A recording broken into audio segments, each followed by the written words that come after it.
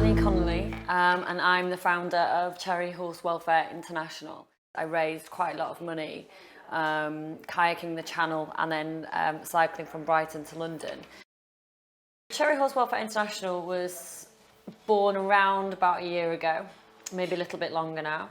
It's named after my ex-racehorse Cherry, who unfortunately died about a year ago, and that was around about the same time I'd been out to Romania and seen some of the issues out there that our horses over in Romania face, and that's how the two came together. Cherry Horse Welfare International is working with Save the Dogs and All Other Animals, which is based in Cernavodă in Romania. The horse section of their charity is called the Footprints of Joy. So they independently see around about 120 horses every single year. We collaborated with a charity over in Romania because the animal cruelty over there is pretty horrendous. So we had to go to Romania to find our partner. And it was from there, whilst I was out in Romania, that I saw what was happening with the horses, and I saw the issues with the horses, and it was pretty shocking. I did quite an interesting interview about a couple of years ago now, and they were saying that they don't even think of them as being living beings. They are simply considered the same as an object, you know, a car or anything like that.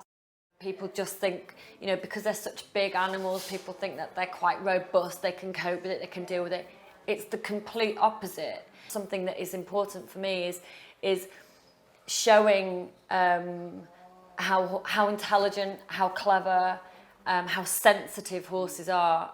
Now, I personally, any animal is a life, so a life is a life. So I'm an animal lover, so I don't distinguish between what you would categorise as a pet to what you would categorise as a farm animal. They all matter. So Cherry Horse Welfare International is essentially, it's an outreach programme. So horses are very different to cats and dogs. So for example, people can bring cats and dogs to vets.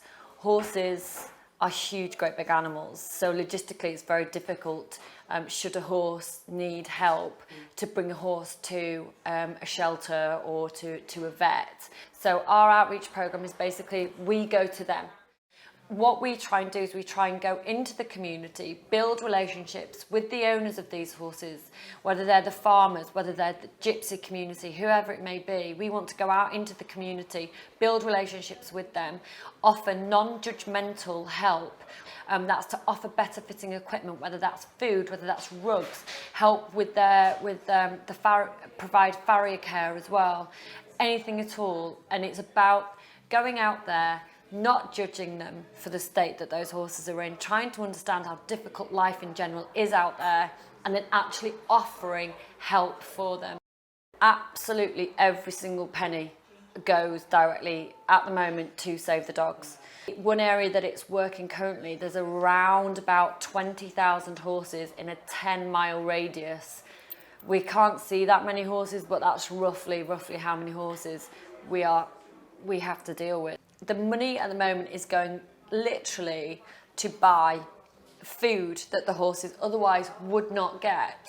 I mean, they don't have hard feed over in Romania.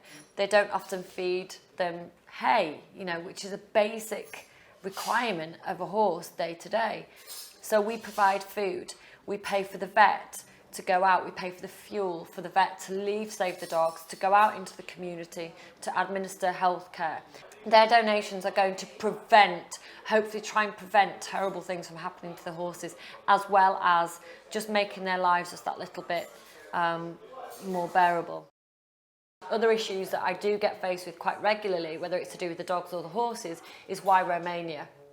Well, again, I don't distinguish an area, where a person's from, where an animal is from. It's irrelevant. We're all here on this planet together. It's irrelevant where you are. If a person or an animal is suffering and you are in a position to help them, wherever that animal may be, then we have a duty to do that. We should do that.